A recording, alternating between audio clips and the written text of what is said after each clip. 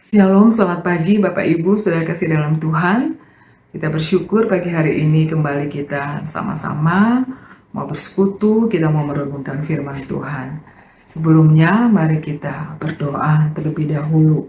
Ya Tuhan, kami puji kebesaran-Mu, kami bersyukur untuk kasih, penyertaan, dan pemeliharaan Tuhan dalam kehidupan kami. Terima kasih ya Tuhan, pada pagi hari ini hanya karena kebaikan-Mu Tuhan, kami boleh datang kepadamu untuk kami mau bersekutu, merenungkan firman-Mu ya Tuhan. Tuhan ampuni kami, Tuhan pimpinlah setiap kami dalam kami merenungkan firman-Mu. Mampukan juga kami Tuhan dalam kami melakukan di kehidupan kami hari lepas hari. Inilah doa syukur dan permohonan kami ya Tuhan. Dalam nama Tuhan Yesus kami berdoa. Amin. Ya Bapak Ibu, saudara kasih dalam Tuhan, sadar atau tidak sadar, seringkali dalam perjalanan hidup ini, ada hal-hal yang sepertinya tidak sinkron ya. Misalnya saja, seorang anak dia berdoa, dia memohon di dalam doanya, minta supaya Tuhan memampukan dia untuk menjawab soal-soal ujian misalnya, atau soal-soal ulangan. Sementara anak ini sendiri dia tidak bergiat di dalam dia belajar. Nah ini kan tidak sinkron ya. Nah Bapak Ibu sudah kasih dalam Tuhan, hal yang senada ini juga pernah terjadi dalam kehidupan umat Allah di masa perjanjian lama pada masa Imam Eli masih hidup. Nah, di mana dikisahkan umat Israel, mereka mendambakan, mereka merindukan berkat-berkat Allah dinyatakan di tengah-tengah mereka atas kehidupan mereka. Sementara mereka sendiri hidupnya tidak kudus. Mereka tidak mentaati ketetapan-ketetapan, kebenaran-kebenaran, perintah-perintah Tuhan. Kehidupan rohani, kehidupan moral mereka telah rusak. Mereka tidak lagi menghormati Allah, mereka tidak lagi menjaga kekudusan hidup mereka. Mereka melanggar kesucian Allah. Bapak Ibu saudara kasih dalam Tuhan, mereka ingin berkat, mereka ingin disayang Tuhan, tetapi sementara itu dalam kehidupan mereka sama sekali mereka tidak menghormati Tuhan, mereka tidak menjaga kekudusan hidup. Nah, untuk lebih jelas lagi, mari kita akan membaca di dalam firman Tuhan 1 Samuel pasalnya yang keempat, ayatnya yang pertama sampai ayat kelima. Demikian firman Tuhan. Tabut Tuhan dirampas. Orang Israel maju berperang melawan orang Filistin dan berkemah dekat Ebenezer, sedang orang Filistin berkemah di Afek. Orang Filistin mengatur barisannya berhadapan dengan orang Israel. Ketika pertempuran menghebat, terpukullah kala orang Israel oleh orang Filistin, yang menewaskan kira-kira 4.000 orang di medan pertempuran itu. Ketika tentara itu kembali ke perkemahan, berkatalah para tua-tua Israel, "Mengapa Tuhan membuat kita terpukul kalah oleh orang Filistin pada hari ini? Marilah kita mengambil dari Silo tabut perjanjian Tuhan, supaya ia datang ke tengah-tengah kita dan melepaskan kita dari tangan musuh kita." Kemudian bangsa itu menyuruh orang ke Silo. Lalu mereka mengangkat dari sana tabut perjanjian Tuhan semesta alam yang bersemayam di atas para kerub. Kedua anak Eli, Hofni dan Pinehas, ada di sana dekat tabut perjanjian Allah itu. Segera sesudah tabut perjanjian Tuhan sampai ke perkemahan, bersoraklah seluruh orang Israel dengan nyaring sehingga bumi bergetar. Nah, sampai di sana pembacaan kita.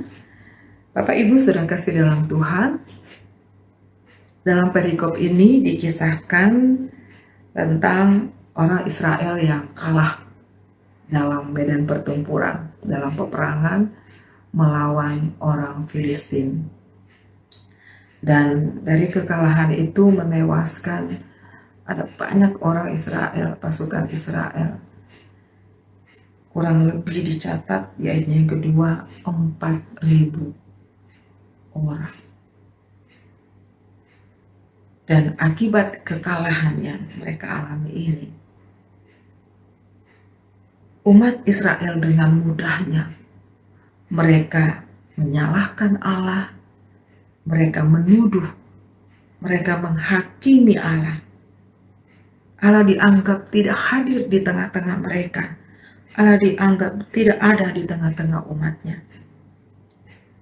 Sehingga dalam satu pertemuan, dalam satu persepakatan mereka memutuskan untuk mengambil, untuk memindahkan tabut perjanjian Tuhan, dibawa, ambil dari Silo, kemudian mereka bawa ke medan pertempuran, ke medan perang, dan mereka hadirkan itu di tengah-tengah mereka untuk mereka melawan Filistin, musuh mereka. Saudara kasih dalam Tuhan, kenapa orang Israel melakukan hal ini? Nah, alasannya adalah karena mereka menganggap bahwa tabut perjanjian Tuhan tersebut pasti akan memberikan mereka kemenangan atas orang Filistin, musuh mereka. Tabut perjanjian Tuhan adalah lambang atau simbol kehadiran Allah. Jadi mereka berpikir kalau tabut perjanjian Tuhan itu sudah ada di tengah-tengah mereka, bersama-sama dengan mereka, ada dengan mereka di medan peperangan, maka mereka pikir Allah hadir di sana dan Allah pasti memberi kemenangan kepada mereka. Tapi kenyataannya, faktanya tidak. Kalau kita lihat di ayatnya yang ke-10, kita baca di ayatnya yang ke-10, di sana dijelaskan justru orang Israel menderita kekalahan, bahkan kekalahan itu lebih parah dari kekalahan yang sebelumnya. Karena dari kekalahan yang berikut ini, pihak Israel mereka banyak yang gugur di medan perang, kurang lebih 30.000 orang. Bahkan dicatat di ayat yang ke-11, tabut perjanjian Tuhan itu dirampas. Tabut perjanjian Tuhan itu jatuh ke tangan musuh, yaitu orang Filistin. Bapak Ibu saudara kasih dalam Tuhan, pelajaran apa yang bisa kita petik dari kisah ini? Yang pertama, jangan berubah setia. Ini bicara tentang persekutuan kita dengan Allah. Ini bicara tentang keintiman relasi kita dengan Tuhan. Tetaplah setia, tetaplah untuk kita hidup taat kepada Allah. Sambil kita menjalani perintah-perintahnya, ketetapan-ketetapannya yang sesungguhnya itu berguna buat kita, itu menjaga supaya kita sebagai umat Allah, kita dapat hidup kudus di hadapan Allah. Sehingga kita dapat menikmati juga apa yang namanya janji-janji Allah. Kita boleh menikmati berkat-berkat Tuhan. Dan kita boleh mengalami penyertaan Tuhan yang tidak pernah usai dalam kehidupan kita. Yang kedua, fokuskanlah hidup kita hanya kepada pribadi Allah. Kita jangan menaruh percaya kepada hal-hal yang bersifat lahiriah. Mari kita menaruh percaya penuh hanya kepada Allah saja, satu-satunya pribadi yang berkuasa, yang berdaulat, yang berotoritas atas kehidupan kita.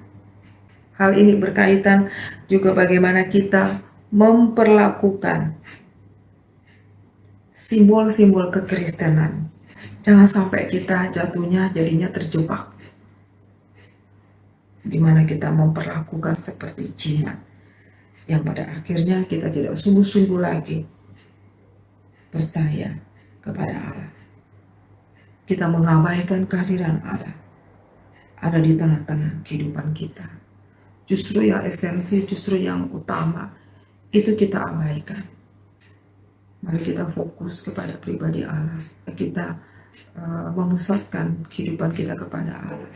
Yang ketiga, ada kalanya Tuhan mengizinkan kita untuk kalah, untuk mengalami kekalahan, untuk mengalami kegagalan. Semua itu dimaksudkan untuk supaya kita sadar dari perbuatan kita, tingkah laku kita yang sudah melanggar, yang tidak mentaati ketetapan firman-Nya, dan supaya kita bertobat karena kita sudah menjauh daripada Tuhan. Kita tidak sungguh-sungguh lagi menaruh percaya kepada Tuhan. Tuhan ingin untuk semakin hari untuk kita semakin dimurnikan ke arah Dia. Ya, Tuhan menolong kita supaya kita mau hidup selalu sesuai dengan kebenaran Allah, supaya kita boleh menikmati Allah, boleh menikmati ketetapan-ketetapan firman-Nya, untuk kita melakukannya dengan segala ketaatan, dengan segala ketulusan, agar kehidupan kita boleh semakin diperbaharui, semakin dimurnikan. Tuhan kiranya memberkati setiap kita. Amin. Mari kita berdoa. Tuhan, terima kasih untuk firman yang boleh kami renungkan. Tolonglah kami ya Tuhan, orang-orang lemah ini, agar kami mau hidup untuk senantiasa berpadanan dengan Engkau, dengan ketetapan, dengan kebenaran firman, supaya kehidupan kami boleh semakin dimurnikan, untuk kami boleh semakin mengasihi Tuhan, untuk kami boleh semakin menaruh percaya hanya kepadamu ya Tuhan, karena tidak ada kuasa yang lebih berkuasa daripada Engkau ya Tuhan, di dalam otoritas, di dalam kedaulatan atas kehidupan kami. Tuhan, kami menyerahkan kehidupan kami sepanjang hari ini. Tuhan kiranya yang memimpin kami, untuk kami hidup sesuai dengan kebenaran firman. Terima kasih Tuhan Yesus. Kami berdoa di dalam nama-Mu. Haleluya. Amin.